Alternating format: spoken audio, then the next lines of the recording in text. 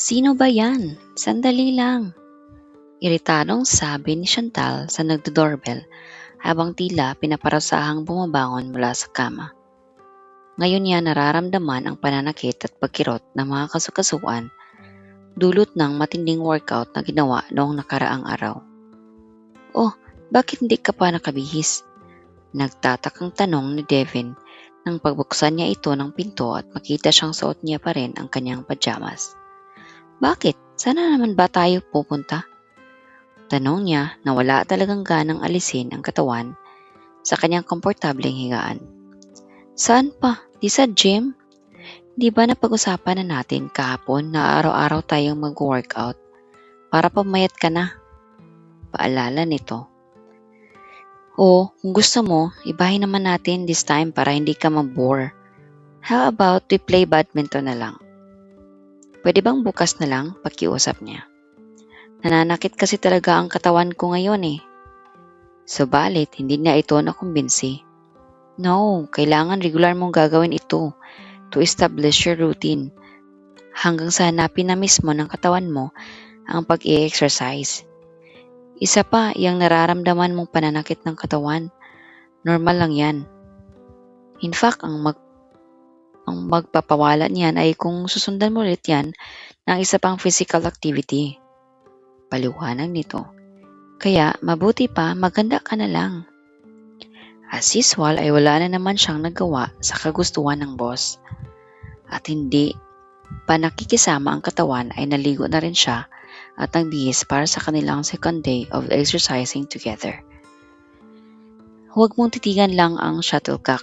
Humabol ka. Tumalon ka. That's what would make you lose weight. Saad ni Devin nang mapansin nitong nakatayo lamang sa isang lugar si Chantal at tinitira lamang ang dumarating sa kanyang direksyon. Akala niya yata madali yung pinagagawa niya. Ang bigat-bigat ng katawan ko. Paano ko kaya mahahabol ang mga binabato niya? Bulong niya sa sarili habang pinipilit itong sundin. Yan, that's good, Chantal. Keep it up. Pagbuboost nito nang masagot niya ang tinira nitong malapit sa net na kanyang hinabol.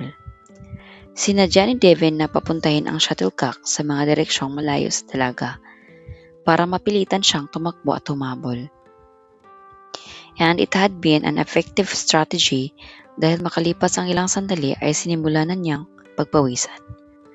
Nagsisimula na rin siyang mag-enjoy sa paglalaro nang biglang mapukaw ang kanyang pansin ng isang pareha na naglalaro katapat ng kanilang court. Hindi ba si Jude yun? Recognize niya sa ex-boyfriend na humingi pa ng halik sa kasamang babae. Hindi na niya nagawang tirahin ang pinakahuling ibinato ni Devin nang mapalapit siya sa dalawa at doon ay nakumpirma niya ang hinala. Relax, Chantal. Don't do anything stupid. Act gracefully. Huwag kang gumawa ng iskandalo rito. Paalala niya sa sarili habang nagngingit-ngit na pinagmasdan ang dalawa. Hindi nagtagal ay napansin na rin siya ni Jude. Chantal? Biglang nanlaki ang mga matang pagkilala nito sa kanya. Hi Jude. Nagpipilit maging kalmado na bati niya rito. What are you doing here? Hindi pa ba sapat sa'yo na guluhin mo ko sa telepono? Kailangan ba pati rito sundan mo ako? Dire-diretsong bitiw ng kanyang ex na halatang napipiko na sa kanya. Hindi na rin siya nakapagpigil. Dahil ba sa babaeng yan kaya ka nakapaghiwalay sa akin? Tanong niya sa bagay na nais malaman. Tulad nga ng sinabi mo nakipaghiwalay na ako sa'yo kaya wala ka na dapat pakialam sa relationship ko ngayon. Sagot nito. Tara na nga Marie. Baling nito sa kasama sabay hawak sa kamay ng babae at giniya na ito palabas ng lugar na iyon. Are you okay, Chantal? Concerned na tanong ni Devin na naging saksi sa tagpong iyon sa pagitan ng dating magkatipan. Please, Devin, can we not play today? Hindi ko na talaga kaya, pakiusap niya. Naintindihan naman ng binata ang kanyang pinagdaraanan, kaya hindi na siya nito pinilit. Sure, well, skip this day of exercise. Okay, I'm gonna allow you just one drink.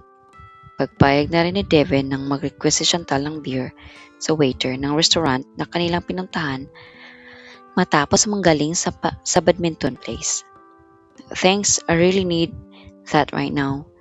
Grateful niyang balik na hindi pa rin makalimutan ang sakit na idinulot ng pagkakita sa ex-boyfriend na may kasama ng ibang babae. Curious lang ako, si Jude ba ay first boyfriend mo? Tanong nito matapos makaalis ang waiter. Umiling siya. Hindi. Nagkaroon na rin ako ng boyfriend noong first year college ako, si Harvey. We were together for 2 years pero tulad ni Jude iniwan na rin niya ako. Malungkot na pagtatapat niya. Bakit ba parati nilang nangyayari sa akin to? Why do men always dump me? Gusto mo talagang malaman? Oo, gusto ko talagang malaman. Kasi hindi mo alam ang rules of the game. Point out ng binata. Ngunit naguluhan lamang si Chantal. Anong ibig mong sabihin? Love is not a game. Yes, it is. Ito ay isang laro na nangangailangan ng precision and planning. It is a game of power. It involves manipulation of emotions to control the mind. It is a game kung saan ang unang nagpakita ng affection ay nag-give up ng total control. Nagmimistula siyang isang asong nakatali na sunod-sunuran lang sa kanyang amo. Saad nito. Sa relasyon ninyo dati, ikaw ang parating tumatawag at siya ang parating tumatapos ng usapan ninyo, tama? Tama. Sang-ayon niya na hindi malaman kung saan patungo ang kanilang diskusyon. At ikaw ang parating nakakaalala ng mga significant dates sa inyo, like birthdays, anniversaries. Ikaw lang din ang nagbibigay ng gifts at surprises niya. Tama? Tama. Kumpirma niya, teka, paano mo ba nalalaman ang lahat ng mga ito? Alam ko yan dahil yan ang consequences ng pakikipagrelasyon ng walang self-respect. Sagot nito. Kaya makinig ka sa akin at sundin mo ang payo ko, Chantal.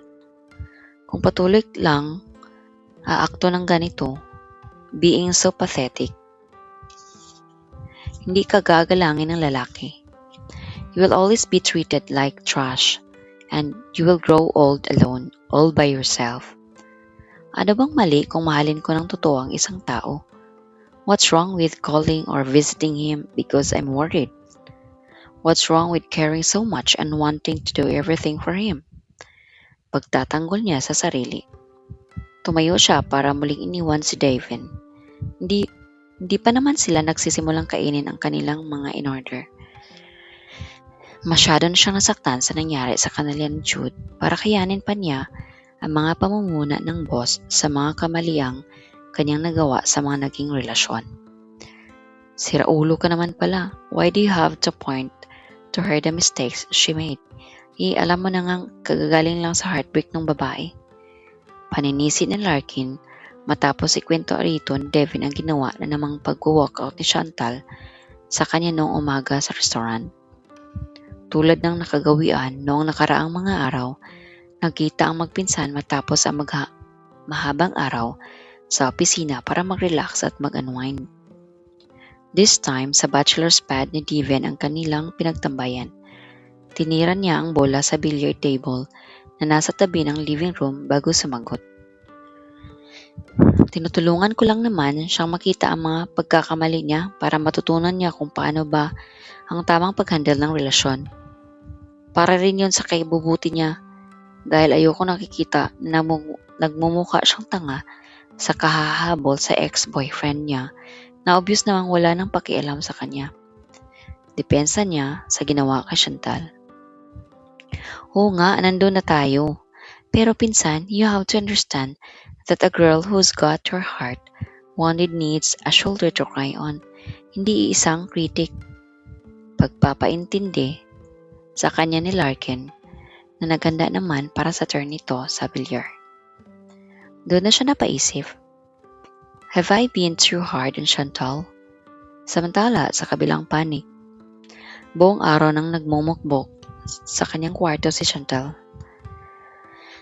Pinag-iisipan niya kung saan ba siya nagkamali sa kanyang mga naging relasyon at parati na lang siyang iniiwang sugatan ng malalaking minamahal. Una si Harvey, nakipaghiwalay ito sa kanya after 2 years of being together dahil nasasakal na raw ito at gusto nang makalaya sa kanya. Matagal din niyang pinagluluksa ang pang-iiwan nito sa kanya hanggang sa dumating nga si Jude sa kanyang buhay noong panahong nagsisimula na siyang mag-model. They met in one of their print ad campaigns kung saan sila nag-partner sa isa't isa. Maganda ang naging simula ng kanilang relasyon. Masaya, fulfilling at malaki ang naitulong nito para tuluyan na niyang makalimutan ang unang minamahal. Dahil sa takot na iwan din siya nito tulad ng ginawa ni Harvey, mas lalo pa niyang ibinuhos nito ang pagmamahal at affection. Hindi nagtagal ay kinakitaan na rin niya ng pagbabago si Jude. Nagsimula itong dumistansya sa kanya, nanlamig hanggang sa tuluyang makipaghiwalay sa kanya dahil kailangan daw nito ng personal space. Sa kanyang pag-i-examine sa mga nangyari sa mga naging relasyon na pinasok niya, bigla siyang napaisip. Tama nga kaya si Devin sa sinabi nito na wala na siya ng self-respect? Had she really become so pathetic? Maraming salamat sa panonood. Huwag kalimutang mag-like, mag-share at mag-subscribe para sa mas marami pang videos. I-click na rin ang notification bell para updated ka palagi. Kita-kits sa susunod!